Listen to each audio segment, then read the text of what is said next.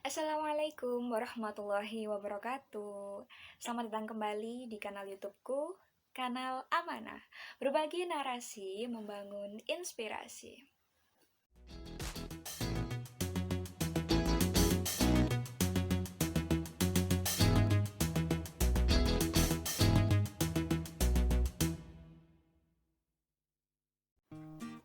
Nah, oke. By the way, sebenarnya pertukaran mahasiswa merdeka itu baru diluncurkan pada tanggal 12 April 2021 lalu. Dan ada akun Instagram khususnya pada tanggal 1 April 2021. Nah, tapi sebenarnya sebelumnya itu sudah kayak ada pemanasan gitu, mungkin juga uh, percobaan kayak gitu. Jadi ketika di semester genap kemarin, khususnya berlaku mulai Februari mungkin ya, kalau misalkan untuk normal pembelajarannya semester genap mulai Februari atau Maret itu sudah ada kayak perkenalan dari Kemdikbud kayak gitu, dan juga sudah banyak perguruan tinggi yang melaksanakan. Salah satunya adalah kampusku, Universitas Negeri Malang. Nah, FYI, semester genap kemarin merupakan semester terakhirku untuk menjadi mahasiswa aktif. Jadi, bagaimanapun juga aku pengen aja gitu untuk mengikuti atau memperoleh kesempatan ini, dan alhamdulillah bisa mengikuti. Dan aku singkat cerita memilih 2 mata kuliah yang diampukan di Universitas Negeri Surabaya. Karena baru pertama kali juga kemarin, jadi ada sosialisasi, sering ada pengarahan juga. Sebenarnya juga ada rasa kayak takut, bingung nanti kalau alurnya nggak paham atau gimana gitu. Tapi it's okay, ternyata dari jurusan benar-benar mengarahkan sehingga MBKM untuk pertukaran mahasiswa kemarin bisa terlaksana kayak gitu. Nah, singkat ceritanya, aku tadi kan udah menyampaikan ya kalau aku ikut 2 mata kuliah di Universitas Negeri Surabaya atau UNESA, yaitu pemecahan masalah dan juga PPM. PPM itu psikologi pendidikan matematika. Aku ikut 2 mata kuliah itu. Dan 2 mata kuliah ini itu dikonversikan atau seperti apa ya, dipergantikan untuk mata kuliah pada SKS yang kita ambil di kampus kita kayak gitu. Jadi aku ambil 2 mata kuliah di kampusku di UM gitu, tapi aku belajarnya di UNESA kayak gitu. Maka ada juga anjuran agar yang diambil mata kuliahnya itu selinier mungkin kayak gitu. Nah, aku nggak bakal membahas tentang mata kuliahku kayak gimana gitu, tapi aku akan membahas secara umumnya. Kemarin aku pertukaran mahasiswa merdeka itu kayak apa sih latar belakangku mengikuti, terus sebenarnya gimana perjalananku yang bismillah secara umum masih bisa teman-teman teman-teman gunakan atau diambil sari-sarinya ketika nanti program pertukaran mahasiswa merdeka ini itu agak sedikit berbeda dari yang pertama kemarin aku ikuti kayak gitu. Oke, tanpa berlama-lama lagi, ini dia review dan testimoniku di pertukaran mahasiswa merdeka semester genap 2021. Check it out ya. Nah, oke. Yang pertama ini adalah terkait dengan latar belakang atau alasanku ikut pertukaran mahasiswa merdeka. Kan kita kan ikut sesuatu pasti ada alasannya gitu kan ya. Nah, kalau aku jujur aja dari hati yang paling dalam, aku ikut karena memang dianjurkan sama jurusan. Nggak diwajibkan, cuman dianjurkan kayak gitu. Terlebih kan aku dan yang seangkatan atau angkatan 2017 itu sudah tinggal waktunya skripsi kayak gitu. Jadi memang dianjurkan untuk mengikuti pertukaran mahasiswa merdeka ini. Nah, aku pribadi karena berpikir ini merupakan sebuah kesempatan, suatu kesempatan yang mungkin nggak datang 2 kali, karena meskipun misal nanti ada di jenjang S2 kayak gitu, aku juga belum tentu melanjutkan pendidikan di S2 kayak gitu. Jadi selagi masih ada kesempatan, aku ambil kesempatan itu kayak gitu. Apalagi ini kan kayak suatu pengalaman baru gitu ya. Nah, kalau alasanku memang mungkin seringan itu, kayak dianjurkan yaudah aku pingin memanfaatkan kesempatan kayak gitu, seringan itu. Tapi sebenarnya kalau dari mahasiswa lainnya atau teman-teman, baik yang teman-teman seprodi, teman-teman jurusan, teman-teman sefakultas, atau teman-teman dari kampus lain juga, itu banyak banget motifnya atau latar belakangnya sebenarnya untuk mengikuti pertukaran mahasiswa merdeka ini. Ada yang kayak kepo isi mata kuliahnya kayak gimana, kok aku kayaknya kepo ya sama judul mata kuliahnya kayak gitu. Ada juga yang memang ingin menambah relasi kayak gitu. Ada juga yang ingin merasakan atmosfer perkuliahan di kampus lain kayak gitu, apakah memang sama atau berbeda kayak gitu. Ada yang seperti itu, macam-macam pokoknya. Terlebih kan kita kan daring, jadi teman-teman yang kayak di angkatanku yang lagi ngurus skripsi gitu nggak khawatir terganggu urusannya, misal terkait dengan jarak kayak gitu, karena memang dilaksanakannya secara virtual. Nah, tapi karena seperti yang sebelumnya aku singgung bahwa dalam pertukaran mahasiswa merdeka ini tuh kayak kita ngambil SKS, ngambil mata kuliah di kampus kita, kemudian kita belajarnya di kampus lain gitu kan. Nah, mata kuliahnya misalkan memang linier kayak gitu. Nah, biasanya teman-teman juga ada nih yang kayak ingin merasakan mata kuliah yang diajarkan oleh dosen yang bukan biasanya di kampusnya, atau kalau misalkan di suatu mata kuliah itu dosennya itu memang sama dengan yang dulu ada di mata kuliah lain gitu. Nah, teman-teman karena mungkin ingin suasana baru jadinya mengambil di kampus lain kayak gitu. Macam-macam banget pokoknya. Nah, nggak masalah apapun alasan kita sebenarnya, tapi yang perlu teman-teman ketahui di sini adalah sangat mungkin ada perbedaan budaya, apalagi terkait dengan nilai ya, antara satu kampus dengan kampus lainnya. Kalau misal di kampus kita masing-masing itu ada kayak jenis mata kuliah yang kita tuh bakal dengan mudah mendapatkan nilai bagus atau nilai A kayak gitu. Tapi belum tentu itu berlaku di kampus lain. Jadi jangan terlalu banyak berharap nanti dengan mengikuti mata kuliah ini nanti nilaiku yang dikonversikan akan lebih bagus kayak gitu. Jangan ada pemikiran seperti itu nanti, daripada di akhirnya kecewa.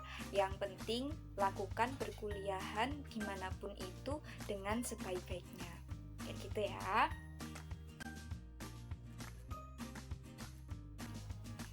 Nah, review yang kedua ini adalah terkait dengan penyesuaian waktu. Kita perlu benar-benar manage waktu kita. Jadi kalau kemarin ketika aku mengikuti pertukaran mahasiswa merdeka itu, ada surat resmi dari perguruan tinggi yang dikirimkan ke kampus, mungkin juga ke jurusan gitu ya. Nah, dari situ di suratnya ada lampiran kayak nama mata kuliah yang bisa diambil, terus SKS-nya siapa yang mengajar atau siapa yang mengampu gitu. Tapi nggak semua ada yang kayak yang mengajar itu siapa, tapi yang pasti ada itu kayak jumlah SKS sama jadwalnya kayak gitu. Nah, di sini suatu tantangan lagi, meskipun sebenarnya biasanya kita juga menyesuaikan ketika KRS-an atau ketika semester baru terus mengambil mata kuliah itu loh, kita kan selalu kayak biar gak bentrok gitu kan. Nah, ini itu yang perlu diwanti-wanti adalah kita berkuliahnya di kampus lain dengan kita membawa alma mater dari kampus kita gitu. Jadi harapannya kita bisa benar-benar teliti, jangan sampai kayak salah ketika melihat jadwal kayak gitu. Ternyata ketika sudah dikonfirmasi, sudah diputuskan oke, loh ternyata aku salah lihat jadwal kayak gitu kan. Jadinya kan nanti perlu memprosesnya dengan cukup panjang gitu kan, agak gak enak. Jadi untuk mengefektifkan itu benar-benar teliti, harus benar-benar teliti ketika melihat jadwal mata kuliah dari kampus lain ketika kita mau mengambilnya kayak gitu. Mungkin kita ada kegiatan non akademik pun kita juga harus ingat kalau misalkan kita ada jadwal ini gitu, sehingga jangan sampai suatu hari jadwal pribadi kita ini itu diusahakan tidak membentur ke mata kuliah yang kita ambil di kampus lain kayak gitu sih.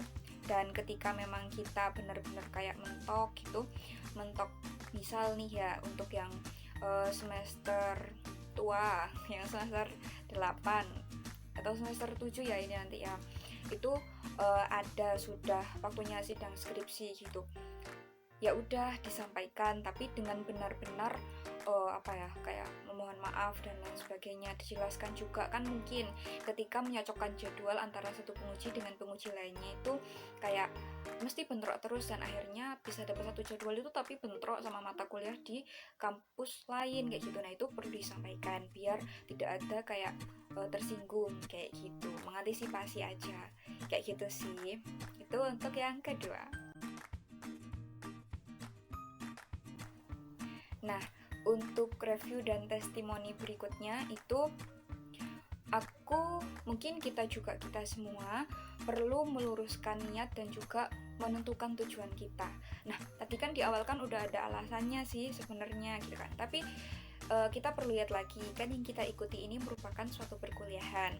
Jadi apapun alasan kita, ada baiknya kita luruskan kembali niat kita untuk belajar gitu, belajar sungguh-sungguh, bukan buat kayak mengejar nilai semata kayak gitu. Nanti khawatirnya ketika ada kecewa atau gimana karena kita kan belum tahu ya budaya dari kampus lain kayak gitu. Nah, untuk antisipasinya kita benar-benar luruskan niat kita untuk belajar kayak gitu.